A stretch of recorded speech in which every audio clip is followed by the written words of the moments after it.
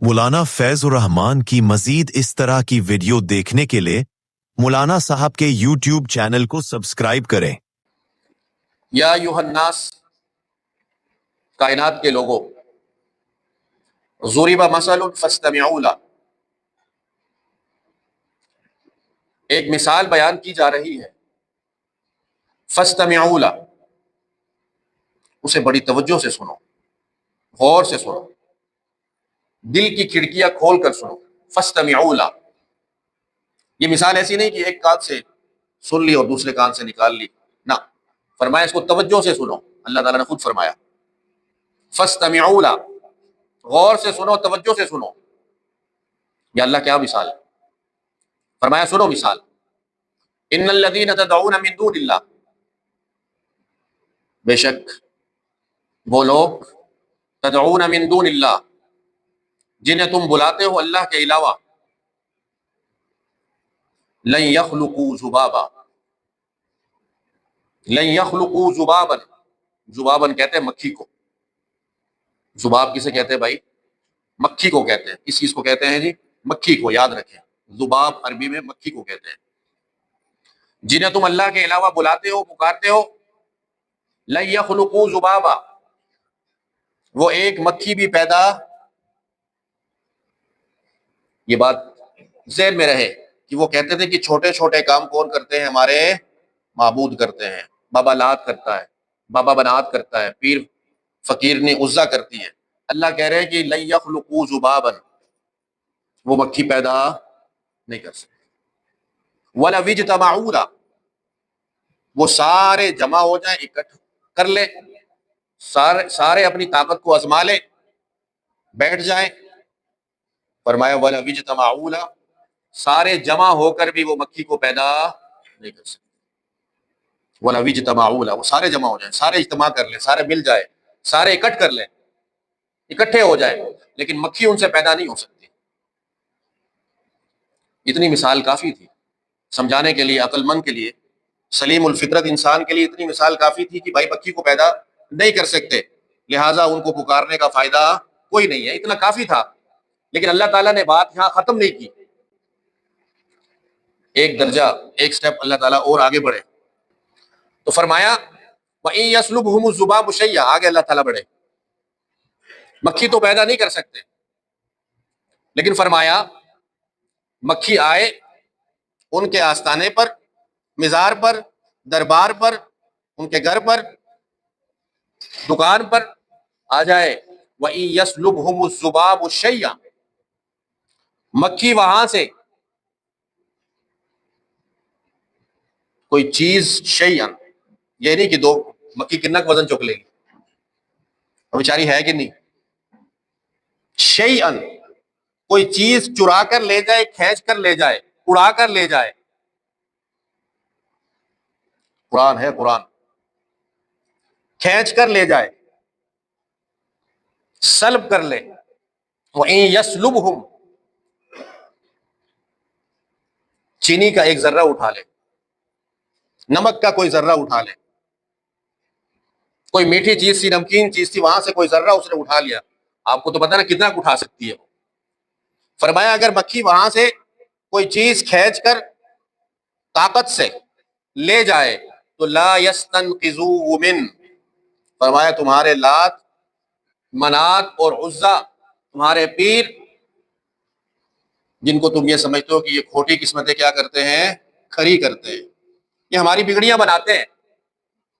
فرمایا لا یستنقذوہ من، مکھی کی کھینچی ہوئی چیز، جو چیز مکھی لے گئی، اسے فرمایا یہ سارے مل کر واپس لا بھی نہیں سکتے۔ اور ہم کیا کہتے ہیں؟ یہ سب کچھ کرتے ہیں، یہ اللہ نے طاقتیں دی ہوئی ہیں، اللہ کی عطا سے کرتے ہیں، ہاں جی، اللہ نے اختیار دیا ہوا ہے، خود تو نہیں کرتے۔ قرآن کہتا ہے لا یستنقذوہ من، وہ ان سے واپس لا نہیں سکتے۔ آگے اللہ فرماتے ہیں ضعف الطالب والمطلوب، مانگنے والا بھی کمزور ہے اور جس سے مانگا جا رہا ہے وہ بھی کمزور ہے۔ ضعفا کمزور ہے، الطالب مانگنے والا، دامن پھیلانے والا، ہاتھ پھیلانے والا، جولی پھیلانے والا بھی کمزور ہے. یا اللہ وہ کمزور تو نہیں ہے, وہ تو طاقتور ہے, تو مالدار ہے, تو چودھری ہے, تو مل کا مالک ہے, فیکٹری کا مالک ہے, وہ تو وزیر ہے, مشیر ہے. فرمایا نہیں, وہ عقل کا کمزور ہے, اس کی عقل کام نہیں کر رہی کہ کہاں وہ ہاتھ پھیلا رہا ہے, کس سے مانگ رہا ہے, کہاں جھک رہا ہے, کس کے سامنے اپنا دامن پھیلا رہا ہے, اس کا عقل کام نہیں کر رہی, وہ عقل سے کمزور ہے, عقل سے پیدل ہے. المطلوب, فرمایا جس سے مانگا جا رہا ہے وہ بھی کمزور ہے. وہ کس چیز میں کمزور ہے؟ وہ طاقت میں اور اختیار میں کیا ہے؟ کمزور ہے. میں مشرکین مکہ کا عقیدہ بتا رہا تھا آپ کو کہ 2.5 درجے کے اندر وہ موحد تھے, مسلمانوں کی طرح, صحابہ کی طرح, لیکن 1.5 درجے میں مشرک تھے. کہتے تھے کہ بڑے بڑے کام سارے اللہ تبارک و تعالیٰ کی ذات کرتی ہے, لیکن چھوٹے چھوٹے کام ہمارے معبود کرتے. سورت کا نام سورت نحل, آیت نمبر 20, والذین یدعون من دون اللہ لا یخلقون شیئا وهم یخلقون. فرمایا یہ لوگ جو اللہ کے علاوہ دوسروں کو پکارتے ہیں, ان کی حالت یہ ہے کہ لا یخلقون شیئا.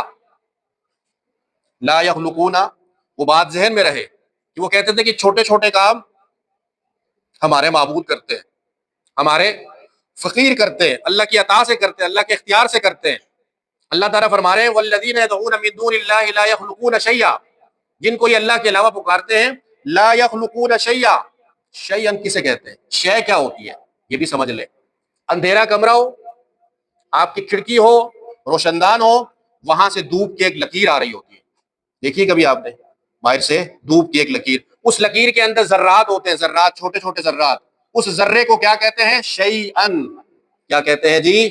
شیئن. اللہ تعالیٰ نے بھی حد کر دی سمجھانے میں, فرمایا لا یخلقون شیئن, جن کو تم میرے علاوہ پکارتے ہو نا, وہ ایک ذرے کو بھی پیدا نہیں کر سکتے, نہیں کر سکتے. حد کر دی, حد کر. اس سے آگے کیا کہیں اللہ تعالیٰ؟ مکھی کی مثال دی, پھر اس سے نیچے آگے کہ ایک ذرہ جس کی کوئی حیثیت ہی نہیں ہے, جس کی کوئی قیمت ہی نہیں ہے, آپ لے جائیں اس ذروں کو جمع کر کے بازار میں, بکیں گے؟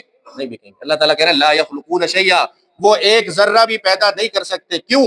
وہم یخلقون, وہ خود پیدا کیے گئے ہیں, وہ خود مخلوق ہے, وہ خالق نہیں ہے. آگے سنیے, اگلی آیت سنیے. ہو سکتا ہے کوئی ساتھی بیٹھا ہو, کوئی دوست بیٹھا ہو, وہ کہتا ہو نا نا نا نا نا مولوی صاحب ایتے بتاں لی آیتاں نے, کیڑی آیتاں نے؟ ایتے بتاں والی آیتاں نے. تسی بتاں والی آیتاں پڑھ کے نبیاں تے ولیاں دی گل کرتے پے ہو, فقیراں دی گل کرتے پے ہو. اگلی آیت سنیں, آپ کا یہ اشکال بھی دور ہو جائے گا کہ وہ لوگ تو بتوں کو پکارتے تھے. قرآن میں سارے بتوں کا ذکر ہے, جہاں جہاں اللہ کے سوا غیر اللہ کی بات ہے وہ تو بتوں کی بات ہے. سنیے قرآن, سنیے آیت نمبر 21, سنیے, ترجمہ دیکھیے گا. آگے اللہ نے فرمایا اموات غیر احیاء. اللہ کو پتا تھا کہ بعض لوگوں نے آ کر کہہ دا تو عالم الغیب ہے, علیم بذات الصدور ہے, اس کو تو پتا تھا کہ لوگوں نے کہنا ہے کہ یہ تو بتوں کی آیتیں پڑھی جا رہی ہیں. اموات, فرمایا جن کو تم اللہ کے علاوہ پکارتے ہو, اموات, وہ مردہ ہیں. اموات, اموات موت کی جمع ہے. اموات کس کی جمع ہے؟ موت کی جمع ہے. وہ مردہ ہے, وہ میت ہیں, جو مرضی کہہ لو, وہ پردہ کر کے دے, جڑا مرضی منع کر لو. موت تو آ گئی نا, روح تو نکل گئی نا, رخصت ہو گئے, وصال ہو گیا, موت آ گئی, کوئی معنی کر لو. اموات, ان پر موت آ گئی ہے. پھر کچھ لوگوں نے یہ بھی کہنا تھا نہیں, 1 سیکنڈ کے لیے موت آئی ہے, دوبارہ پھر کیا ہو گئے؟ زندہ ہو گئے. پھر فوراً کیا ہو گئے؟ اللہ کو تو پتا تھا یہ سارے اشکال لوگوں نے کرنے ہیں, شبہات پیدا کرنے ہیں. اموات, اللہ نے فرمایا وہ مردہ ہیں, ان پر موت آ گئی ہے. غیر احیاء, غیر احیاء, وہ زندہ نہیں ہے, وہ زندہ نہیں ہے. مجھے آپ بتائیں, سوچ کر بتائیں, سمجھ کر بتائیں, یہ بتوں پر کون سی موت آتی ہے؟ یہ بتوں کے بارے میں اللہ تعالیٰ اتنی تفصیل سے بتا رہے ہیں کہ وہ مردہ ہے, زندہ نہیں ہے.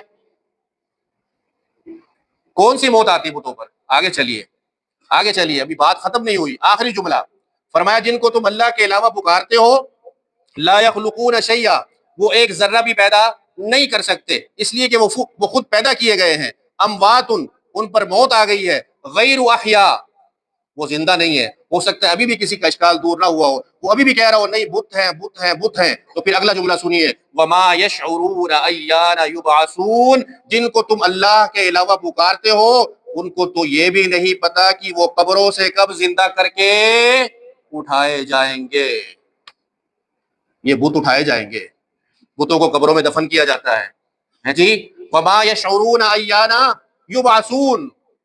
اشکال دور ہوا کہ نہیں ہوا بھائی؟ جی بھائی اشکال دور ہوا کہ نہیں ہوا آپ کا؟ یہ جو لوگ کہتے ہیں کہ بتوں کی آیتیں پڑھتے ہو, بھائی کون سا بت ہے جو قبر کے اندر دفن ہوتا ہے؟